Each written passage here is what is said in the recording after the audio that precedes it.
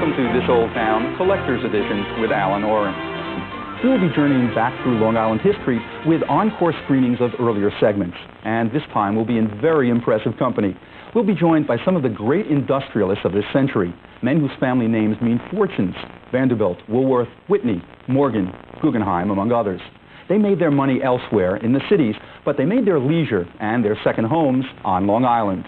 One of the grandest of those estates, and one of the best preserved, is Eagle's Nest. It belonged to William K. Vanderbilt II and to Centerport's not always grand history.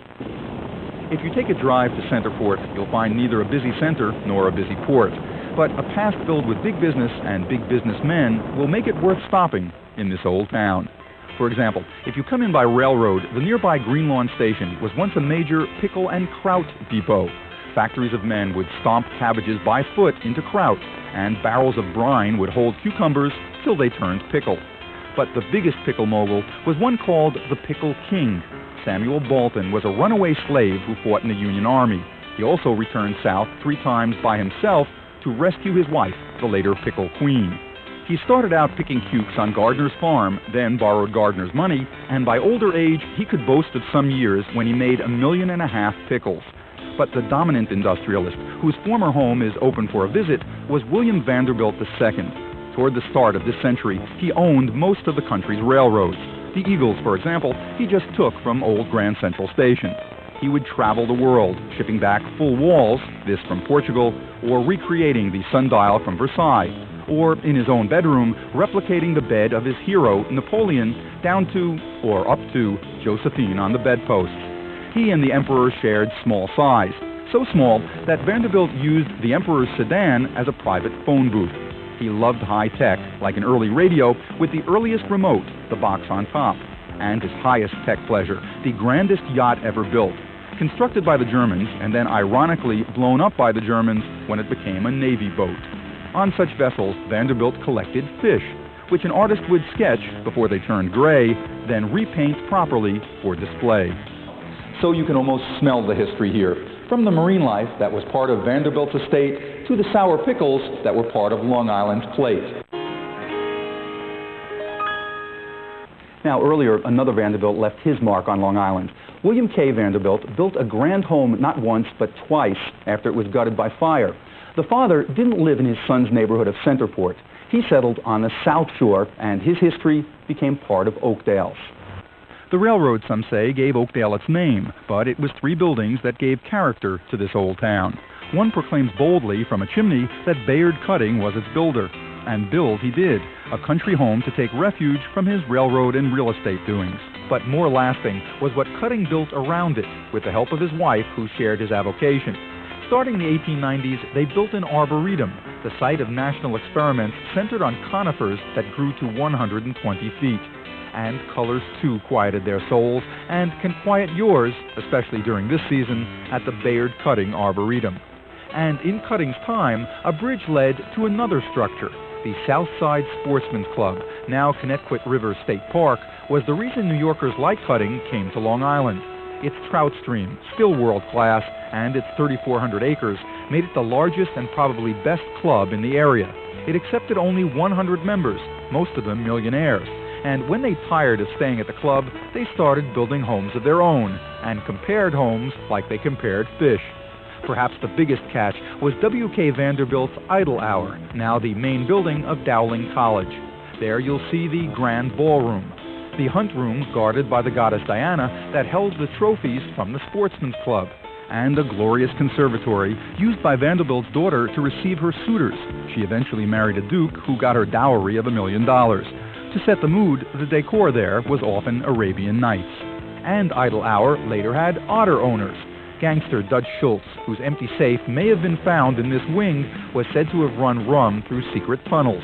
And an order of metaphysicians, drawn by the tranquility, practiced their faith here, including a belief that the site made one live forever. So Oakdale's history is really a tale of 3 buildings, and all have been recycled quite well. One for education, one for recreation, and one for vegetation. The Vanderbilt homes may have been the most prominent, but the Woolworth home probably was the most eccentric. Its owner was a man who believed in the occult and in the unusual, but tragically did not believe in dentists.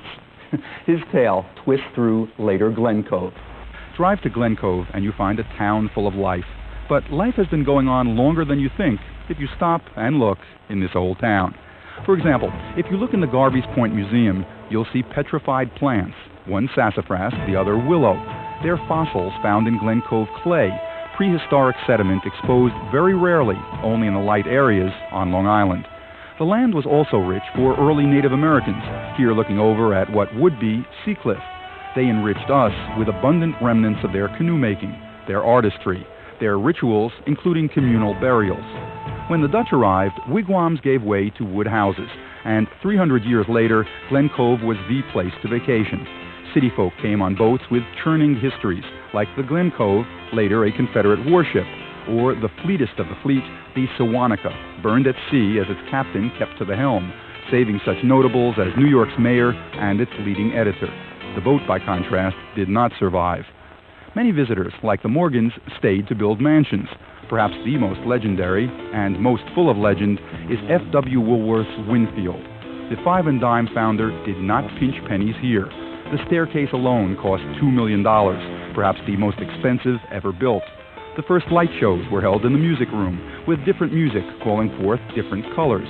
And down the hall, the first private elevator still running. On the fireplace, the master as knight, but his wife, sometimes unstable, with visor down, out of touch. And one of three daughters with a cracked visage, some say struck by illness. But perhaps strangest was Woolworth's phobia of dentists. His teeth got so bad he ate only bananas, and perhaps in this bedroom turned corporate conference room, he was felled by blood poisoning from tooth abscesses. And more legend, when Mr. Reynolds bought the house and invented Reynolds Wrap in this garage. Glen Cove is officially 325 years old, but its history is really much longer. It runs from bows and arrows to fives and tens. And there's more. In fact, two towns that were filled with great industrialists and their great estates when we return.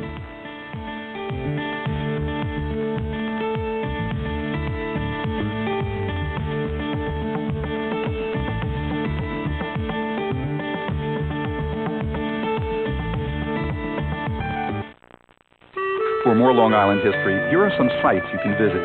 The African American Museum focuses on the black experience and contribution. The Cradle of Aviation Museum features aircraft from the start of flight to the space age.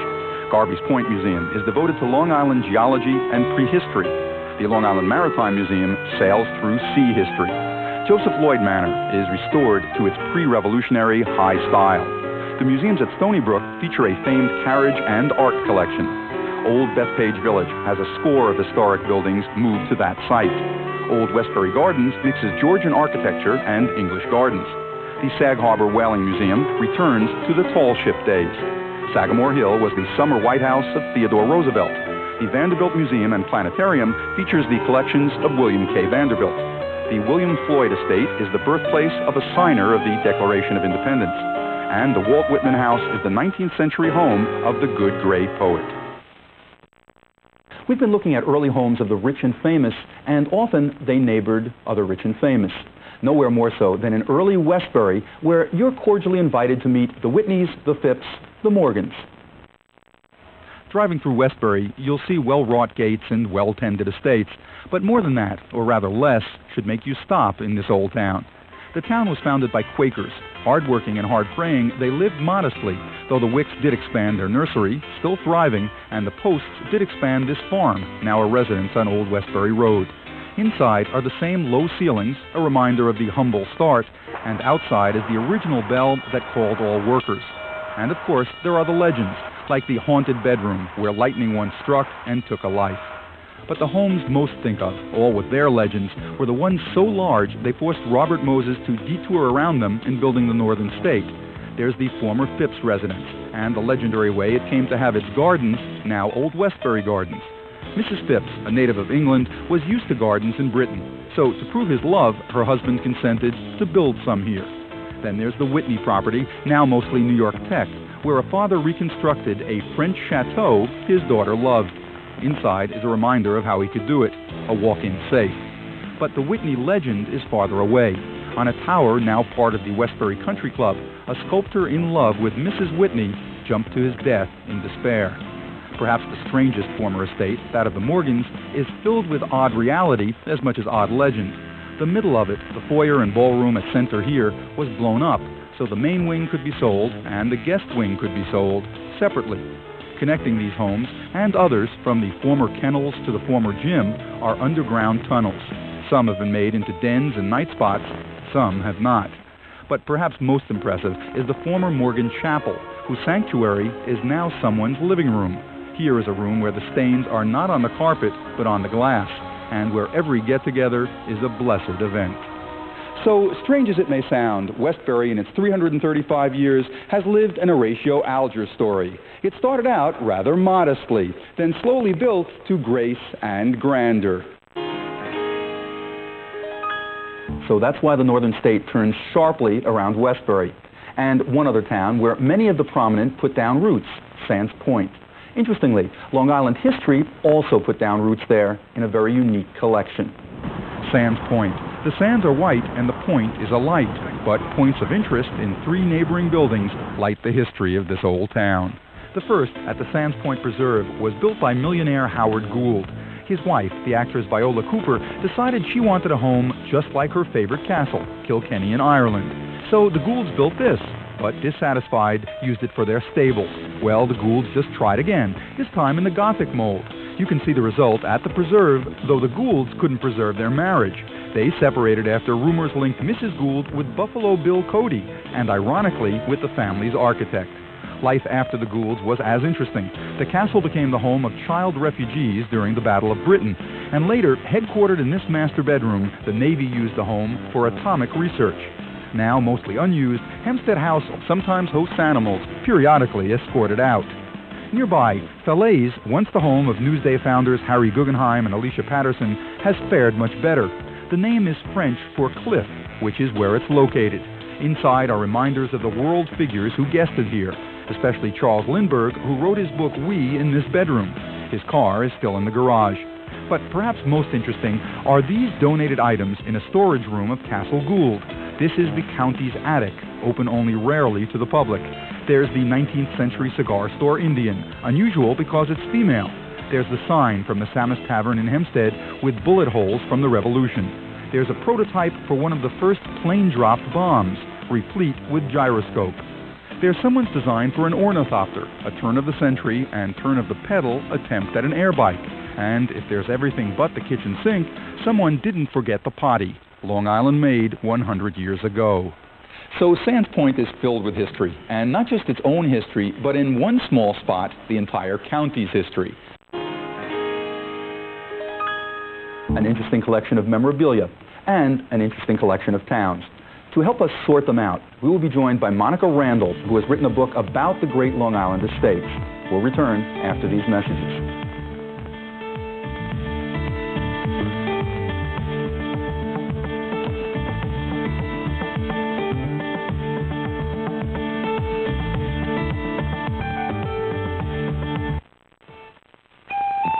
Here are places to look for more information on Long Island history.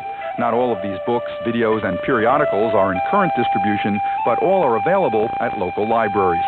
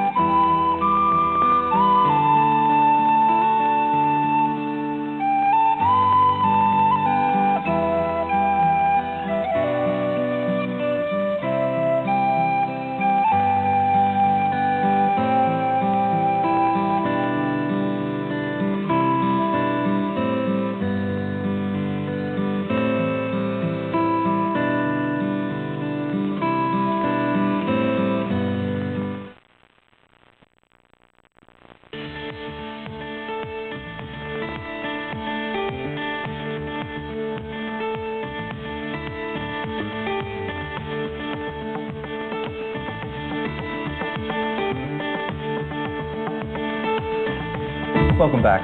We've been looking at some of the great industrialists and their great estates, from Vanderbilt to Guggenheim, from North Shore to South.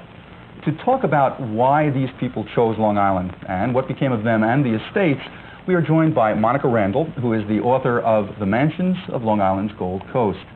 And Monica, you were telling me that the research that you did in this particular field is just part of what made you find what you found. That there's a lot of personal experience there too, that in fact you lived in some of these estates and you played in some of the ruins of those estates. Tell us about that.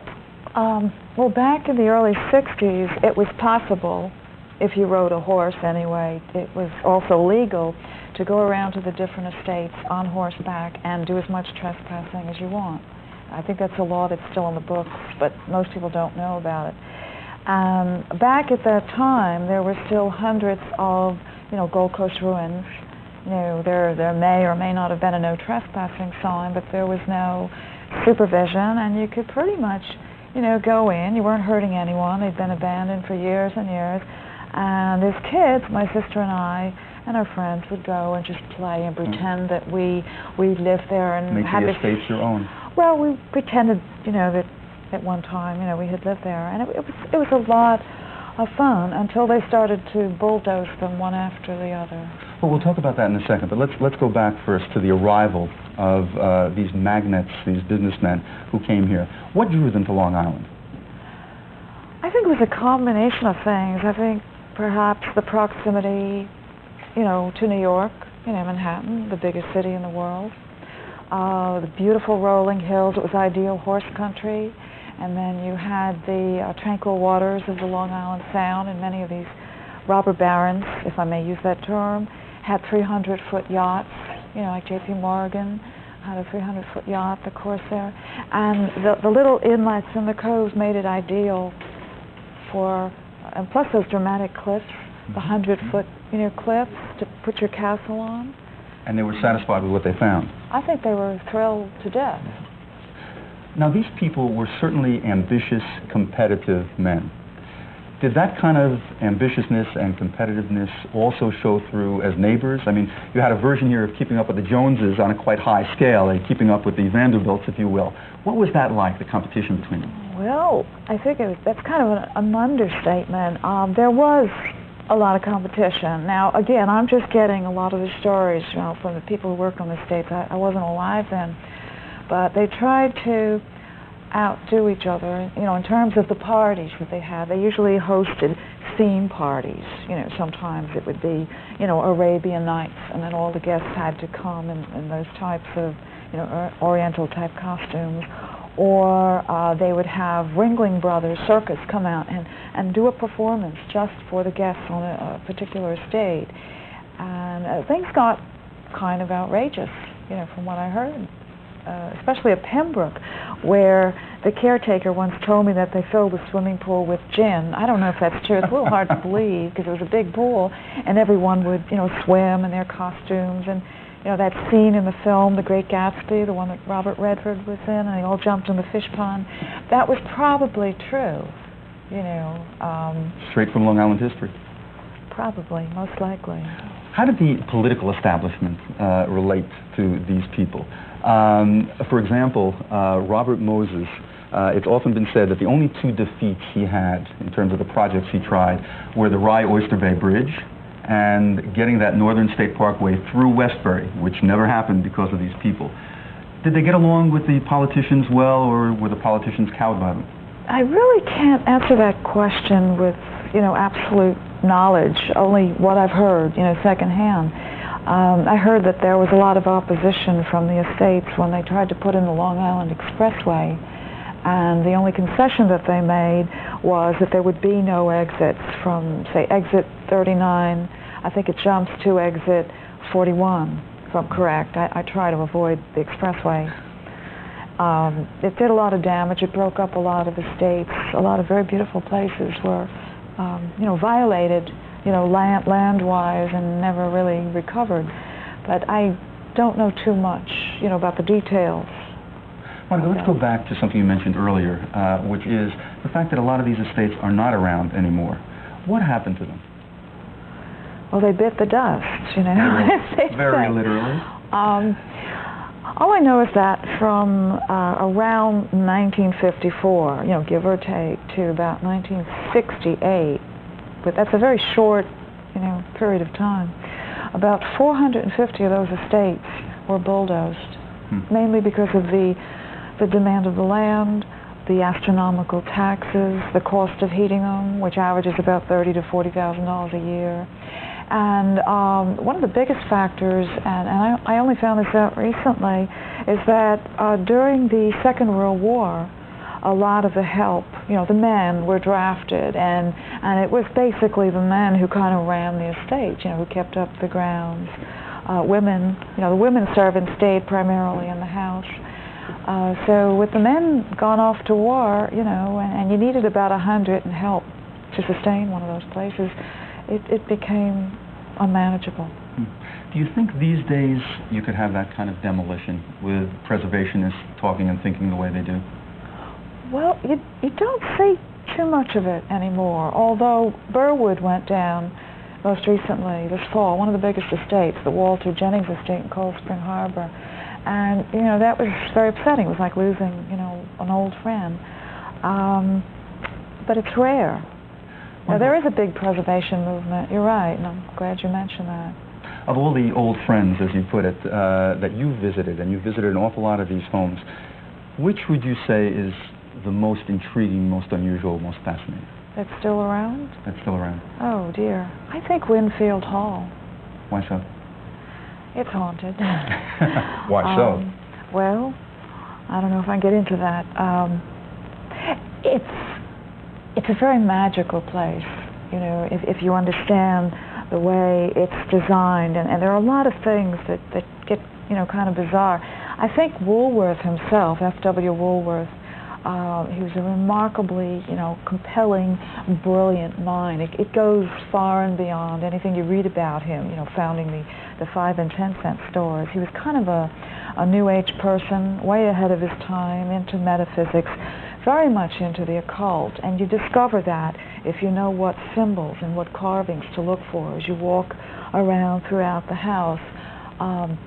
Also, no one's ever been able to figure out why each of the rooms on the second floor of the building, each room represented some famous character in history. You had the Napoleon room, and next to that, the Empress Josephine room. And of course, both rooms were connected by secret passageways. And Empress Josephine's room connected by, Marie Antoinette's room. I guess we should also say, Monica, that a lot of these can be visited by people. For example, Vanderbilt and the one in Oakdale. So we urge people to do that. We thank you very much for joining us. We thank also the rich and famous for allowing us into their homes. And we thank all those who helped create this Old Town Collector's Edition.